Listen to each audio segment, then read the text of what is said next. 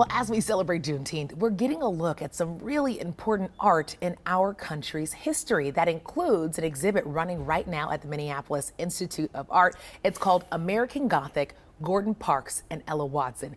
It's breathtaking. I spent hours there. And today we have Robin Hickman Winfield and Marquand Harper here to tell us a little bit more about the history behind the pieces. But before they do that, listen, family, we have Robin here. You have a very special connection with this work. Tell me a little bit about your connection with this work. The connection with the work is Uncle Gordon. Oh, Uncle wow. Gordon, who I was so blessed to be able to grow up with him in my life and him inspiring me as a little girl.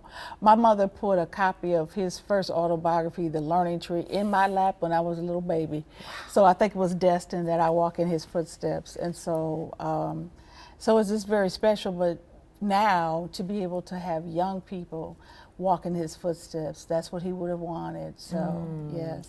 For anyone who has not gotten a chance to see his work, it really reveals another layer of American history, I would say. You know, Marquand, I know that you are, like many students, keeping this story alive. Why was this so important to you? Well, I mean, talk about importance, really have to talk about before importance, my connection with Miss Robin. You see, me and Miss Robin go to the same church. Okay. And she's been mentoring me for years now. Since I was 6 years old, I've been walking in the footsteps of Gordon Parks, going to events about him and learning about his legacy.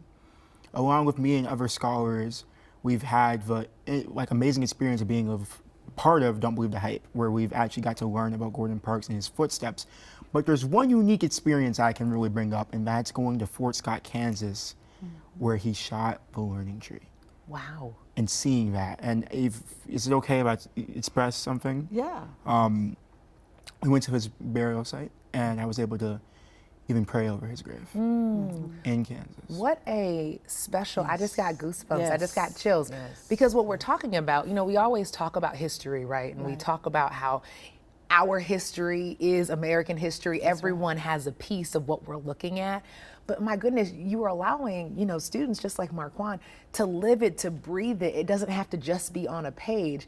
It sounds like to me that's what the experience could be like for people to go over to MIA, because that's how I felt when I walked through. And as it should be, and we talk about Juneteenth and we talk about freedom, the freedom to take our rightful places in the world. My mother raised us on that, taking our rightful place in the world.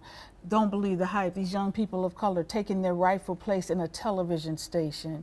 And as Uncle Gordon was so famous for when he made his first film, The Learning Tree, which made him the first black director in Hollywood, taking their rightful place behind the camera, that was important to him.